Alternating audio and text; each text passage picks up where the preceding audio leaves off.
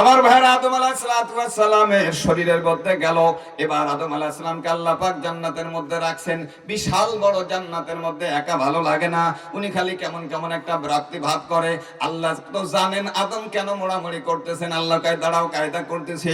আদম আলাইহিস সালাম শুয়ে আছেন, ওনার বাম পাজরের থেকে একটা বাঁকা হাড্ডি আল্লাহ টানি বের করছে।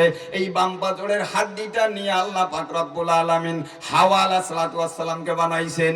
চিৎকার দিয়ে এখন কি দিয়া বানাইছে? কথা কানে কথা কানে খালি খালি যদি হাতে যায় দেখা যাওয়া গেছে, আমি আট করে খাওয়াই। জোরে কও, কি দিয়ে বানাইছে? আমার ভাইরাই হাড়া বাঁকা।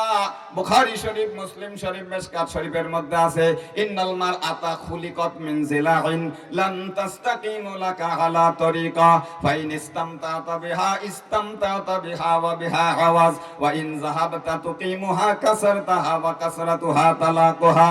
আল্লাহর নবী সাল্লাল্লাহু আলাইহি ওয়াসাল্লাম বলেন হাওয়া আলাইহিস সালামকে আল্লাহ তাআলা বাম পাজরের বাঁকা হাড্ডি দিয়া বানাইছে। এই হাড্ডিটা হলো বাঁকা, এই জন্য সমস্ত নারী জাতিদের স্বভাবটা হবে একটু বাঁকা। সে মহিলা মাদ্রাসায় পড়তে পারে, সে তালিম ঘরের মধ্যে করতে পারে, সে যথাযথভাবে পর্দা করে চলতে পারে, সে ইমাম সাহেব, হাফেজ সাহেব, বক্তা সাহেবের বউ হতে পারে। এমনি আসলও ভালো, সব দিকটা ভালো, কিন্তু মাঝে মাঝে ওই বাঁকা হাড়ের কারণে মাঝে মাঝে লাভ দেয়। বিয়ে অর্থ কেউ নাকি নাকি খায় না, না সে তো খায় না। করছো করছো। আমার ভাইয়ের আল্লাহর হাবিব সাল্লাল্লাহু আলাইহি ওয়াসাল্লাম বলেন ফাইন ইসতামতাতা বিহা ওয়া বিহা আওয়াজ। হে আমার উম্মতেরা, নসিহত শুনে রাখো, যদি তোমার ওই স্ত্রী নিয়ে সংসার করতে হয়, মাঝে মাঝে ও লাভ দিলে তুমি নরম হয়ে যাও, তাহলে তোমার সংসারের মধ্যে ঝামেলা আসবে না। সব সময় সে লাফাবে না, সব সময় সে এরকম গরম ভাব দেখাবে না। মাঝে মাঝে মাঝে মাঝে হঠাৎ করে তারা রেগে যাবে, ওই সময় তুমি নরম হয়ে যাও, সংসারের মধ্যেও অশান্তি আসবে না। নবী শিক্ষা দিয়ে গেলেন, যদি তুমি জোর প্রয়োগ করে ওই ঠুক তুমি সোজা করতে যাও, সোজা হবে না, কারণ ওটা বাঁকা হাড়ের তৈরি। কাসার তাহা ভেঙে ফেলবা, আর সেই ভাঙ্গাটা হলো কাসরাতুহা তালাকুহা। অবশেষে তুমি তালাক দিয়ে একটা ঝামেলা বাঁধাই ফেলাবা। আমার ভাইয়েরা, যেই হাদিসটা বলতে গেলাম, আমার মাদারিজুন নবুওয়াত নামক কিতাবের মধ্যে লিখেছে আদম আলাইহিস সালামের বাঁকা হাড়ের দিয়া আল্লাহ পাক হাওয়া আলাইহিস সালামকে বানায়া ওনার বাম পাশে বসায়া রাখছেন। উনি এখান বসে আছেন। হাওয়া আলাইহিস সালাম, আদম আলাইহিস সালামের যখন ঘুম ভাঙছে ওনার দিকে তাকাইছেন, বা আপনার যখন হাওয়া আলাইহিস সালামকে দেখছেন একটা সুন্দর মেয়ে, মা হাওয়া আলাইহিস সালামকে দেখে আদম আলাইহিস সালাম হাত দিয়া ধরতে গেছেন।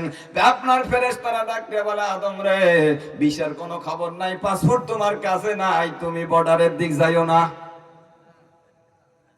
তোমরা আসো না, মরে গেছো, মরছো কেটে কেটে আতুস করো। আমার ভাইরা আদম আলাইহিস সালাম বলে ভিসা পাসপোর্ট কি বুঝলাম না। ভাইরা আবার ফেরেশতারা ডাক দিয়ে বলে, আদম রে, তুমি তার বিয়ে করো, তার মহরানা আদায় করো, তাহলে তোমার ভিসাও হয়ে গেল, পাসপোর্টও হয়ে গেল, ঝামেলা চলে গেল। আদম কয়, বিয়েটিয়া কি মোহরকে তাও তো জানি না। ভাইরা লক্ষ্য করো, আমাদের আদম আলাইহিস সালামের সন্তান মুহাম্মদুর রাসূলুল্লাহ। আমার ভাইরা, দুনিয়ার কোনো খবর নাই, আদমেরও সেই সময় খবর নাই, কেবল বিয়ে হবে, তার সন্তান কে হবে না হবে অনেক পরের কথা। ফেরেশতারা ডাক দিয়ে বলল, আদম, তোমার সন্তান যখন হাওয়াকে বিয়ে করবা, মহরানা আদায় করবা, তোমাদের সন্তানাদি আসতে থাকবে, তাদের সন্তানাদি হবে, তাদের সন্তান হবে, হতে হতে আখিরি জামানায়, শেষ জামানায় আদম রে, তোমার এমন একজন সন্তানকে আল্লাহ রাব্বুল আলামিন দুনিয়ায় পাঠাবে, যাকে সৃষ্টি না করলে তুমি বাবারও খবর হতো না। তিনি আমাদের নবী। জোরে কোন সুবহানাল্লাহ। হে আদম, এখন যদি এই জায়গায় তুমি তোমার এই সন্তানের উপরে আদম মুহাম্মদুর রাসূলের উপরে 3 বার দরুদ পাঠ করতে পারো, তাহলে তোমার বিয়ে হয়ে যাবে, তোমার মহরানা আদায় হয়ে যাবে। ভাইরা আমার, খুব ভালোভাবে বোঝার দরকার, আমাদের নবী কিন্তু আদম আলাইহিস সালামের সন্তান। কইছি না? কথা বলেন, কইছি না? আমার আদম আলাইহিস সালাম আমাদের নবীর আব্বা। ওইদিকে সন্তানের কোনো খবর নাই, বাবার বিয়ে থেকে রইছে, ওই সন্তানের উপরে দরুদ পড়ার জন্য এমন নবীর উম্মত আল্লাহ আমাদেরকে বানাইছেন। একটু জোরে বলেন আলহামদুলিল্লাহ।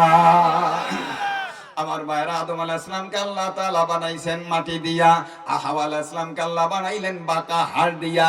এই মাটি আর হাড় ছাড়া আল্লাহ যদি ইচ্ছা করতেন এদেরকে বানাতেন, তাহলে বানাইতে পারতেন কিনা? জোরে বলেন, জোরে বলেন, পারতেন কিনা?